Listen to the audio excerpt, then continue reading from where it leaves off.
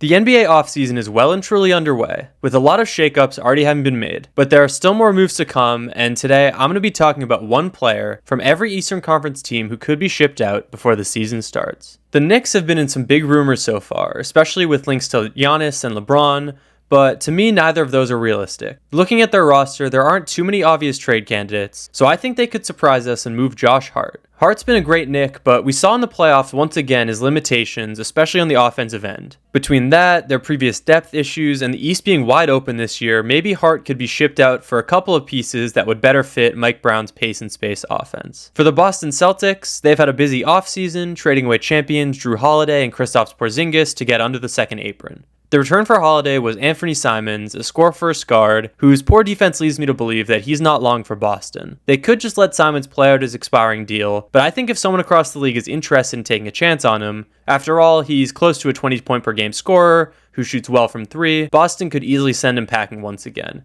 I've been high on the Atlanta Hawks offseason, so I think their roster is pretty much set for the year. One player who could be on the chopping block, though, is Kobe Buffkin, their first-round pick from 2023. He hasn't played much over the past two seasons, and it's hard to envision him playing much alongside Trae Young, especially with the recent acquisitions of Dyson Daniels and Nickeil Alexander-Walker. He has played well in Summer League, though, so if the Hawks don't have him in their future plans, maybe Buffkin could be moved for draft capital or to make way for a veteran backup point guard. The Chicago Bulls have finally started their rebuild, and they still have some veterans on the roster who could be moved. I considered Kobe White and Ayo Dosunmu, but I think their most obvious trade piece is Nikola Vucevic. He is making a decent amount of money, but is on the last year of his deal, making him an intriguing stretch five for a contending team. I've really liked Golden State as a potential fit for Vucevic, especially if they'd be willing to send Jonathan Kuminga the other way in a sign-and-trade. Chicago, meanwhile, should be trying to let their young players develop, so getting Vucevic out of the building would be another step towards a true roster reset. I've been a fan of the Charlotte Hornets offseason, but they definitely have too many guards on the roster after trading for Colin Sexton, re-signing Trey Mann, signing Spencer Dinwiddie, drafting Con Knipple, and more. One piece who could be of interest to a decent team is Nick Smith Jr., who's on a rookie-scale contract through 2027. He's been a decent contributor for the Hornets over the first 2 years of his career, and I can envision a decent team that's strapped for cash, valuing Smith Jr. and what he could provide as a deep rotation option. The Toronto Raptors have created one of the more confusing rosters in the league, cramming their squad with lots of wings and tweeners, and paying their entire starting lineup an absolute boatload of cash. At this point, the odd man out seems to be RJ Barrett, who in my opinion is actually impressed in his season and a half in Canada.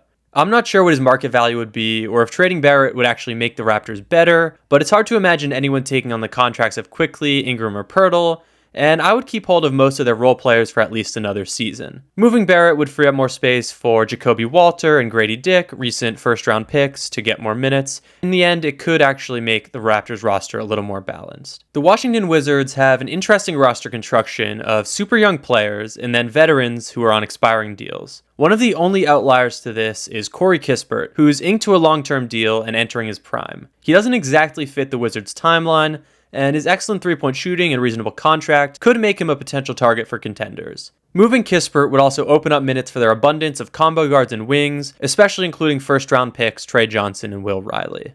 The Milwaukee Bucks don't have a lot of roster flexibility after stretching Damian Lillard's contract to acquire Miles Turner. The rest of the roster are essentially on minimum contracts, outside of Giannis, the recently re-signed Bobby Portis, and Kyle Kuzma. Kuzma's the player they'd obviously like to move, but his performance last year won't make him a very appealing asset across the league. It's clear, though, that the front office is pulling out all the stops to keep Giannis, so if they don't believe that Kuzma can rebound from last year, I wouldn't be surprised to see them attach a first-round pick to get off that contract and bring in a rotation player or two. Think Washington, Utah, Brooklyn, or Chicago as possible landing spots. Maybe even the aforementioned Corey Kispert could be a target. I never know what the Miami Heat are doing in the offseason, but it seems like their attempts to acquire a star have been fruitless once again. Since they seem unwilling to trade one of their recently drafted players, the guy I could see them moving is Andrew Wiggins, who they acquired in the Jimmy Butler deal last year. He's making a lot of money, but there are some win-now teams who could use his services as long as he's having a motivated season. The Indiana Pacers are in a weird situation after Tyrese Halliburton's injury, and it looks like they're going to run back the same roster just without their star. It might be a stretch, but maybe they try to capitalize on Obi Toppin's value to give Jarris Walker more minutes as the backup four. They'll be brushing up against the apron soon, and Obi feels less important to the team's future than do Andrew Nembhard, Benedict Mathurin, and Aaron Nesmith, who are all going to need new contracts in the next 2 seasons if the Indiana Pacers want to keep their current core. It's now been 3 seasons of watching the Donovan Mitchell-led Cavs flame out in the playoffs, and it feels like this is their last chance to make a conference finals before a shakeup to the core 4 of Mitchell, Garland, Mobley, and Allen. For them to keep going all in, it feels like they'll need to move some money, and for me that should come in the form of Dean Wade. He has been relatively consistent for Cleveland since coming into the league, but with Max Strus, Lonzo Ball, and Sam Merrill all making good money now, plus the return of Larry Nance Jr., Wade is the player who definitely feels the most expendable. It feels like we've been waiting forever for the Nets to deal away Nick Claxton, and maybe that day will never come, but here I am suggesting it again. He is a decent center, but if they can get another young player and a decent first-round pick, I would be jumping at that offer. Plus, who doesn't want to see a center rotation of Danny Wolf and Drew Timme in Brooklyn?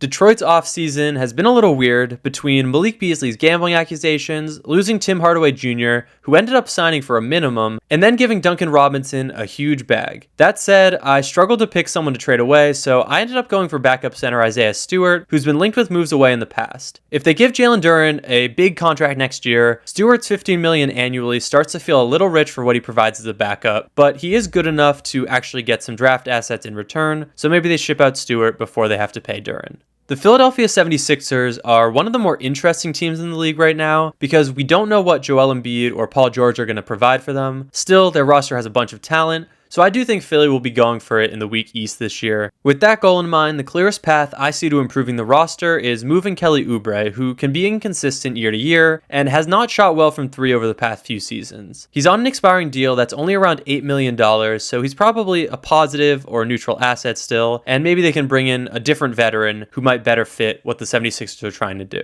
Our last team is the Orlando Magic, who've had one of the most exciting offseasons so far by bringing in Desmond Bane. Their roster is getting pretty expensive, so I'm proposing they move off Jonathan Isaac's contract, which looks scary at $15 million annually, but actually has some non-guarantees in there, which means it should be tradable. Isaac has impressed in flashes on the defensive end, but his lack of availability and price tag mean Orlando should look to get in a cheaper backup option as they stake their future on the foursome of Bane, Banchero, Wagner, and Suggs. That's all for today's video. Let me know what you think of my suggestions. Will any of these players get traded before the season starts? Leave your own ideas in the comments, leave a like, subscribe, and peace.